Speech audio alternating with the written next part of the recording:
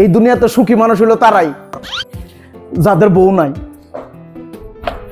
আপনারা একটা ভিডিও প্রতিনিয়ত দেখে থাকেন, যেটা হচ্ছে যে দৌড়ের ভিডিও। দৌড় দিয়ে গিয়ে আমি লজিক কথা বলে আবার ঘোরান দিয়ে আইসা পড়ি।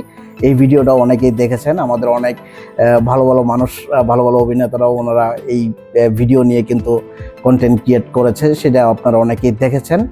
তো আসল কথা হচ্ছে যে আমি যে কষ্ট, আমার যে এই কষ্ট করা, এই পর্যন্ত আসা, এইটার যে সফলতার গল্প, এইটা মনে করেন আপনাদের বইলে শেষ করতে পারবো না। আমি যেই পরিমাণ কষ্ট করি তার থেকে বেশি আমি আনন্দ পাই আমার দর্শকের ভালোবাসা। ওনারা অনেক দূর থেকে এসে দেখা সাক্ষাৎ যখন করে তখন আমার খুবই ভালো লাগে।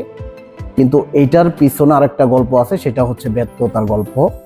যেটা আমি এই কাজ করতে গিয়ে যেই হেনস্থ হইছি, যেভাবে মানুষ কথাবার্তা আমাকে বলেছে, এটা আসলে বলার মতো না। তবে আমাকে প্রতিনিয়ত মানুষ নিচের দিকে টানার চেষ্টাই করছে, কখনো ভালো কিছু করতে দেয় নাই, বা এখন পর্যন্ত অনেকেই আছে চায় না। কিন্তু মজার ব্যাপার হইতেছে যে যারা এই পর্যন্ত আমাকে পিছন দিকে টানছে, তারা এখন আমার সফলতা দেখে আমার সাথেই, আমার অগোচরে তারাও কন্টেন্ট ক্রিয়েট করে। তো কন্টেন্ট ক্রিয়েটরের জীবনে এই জিনিসটা সবারই থাকে। আমি মনে করি যে একটা সময় যারা ভিডিও করা বাধা দেয়, তারা সফলতা দেখলে লুকায় তারাও ওই কাজটা করার চেষ্টা করে। তবে আমি প্রতিনিয়ত এরকম কন্টেন্ট ক্রিয়েট নিয়ে ব্যস্ত আছি। তো এর মধ্যে সুখবর যেটা আপনাকে দিতেই হয়, যে আমার পেছনে দেখছেন যে আমি বৈশাখী টিভিতে বসে আছি।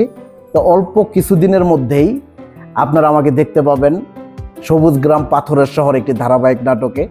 নাটকটি নির্মাণ করছেন আমাদের রোমান রনি ভাই। তো অতি শীঘ্রই বৈশাখী টিভিতে মঙ্গল থেকে বৃহস্পতিবার রাত 9টা 20 মিনিটে, মঙ্গলবার থেকে বৃহস্পতিবার পর্যন্ত এই নাটকটা গ্রামের একটি নাটক, সবুজ গ্রাম পাথরের শহর।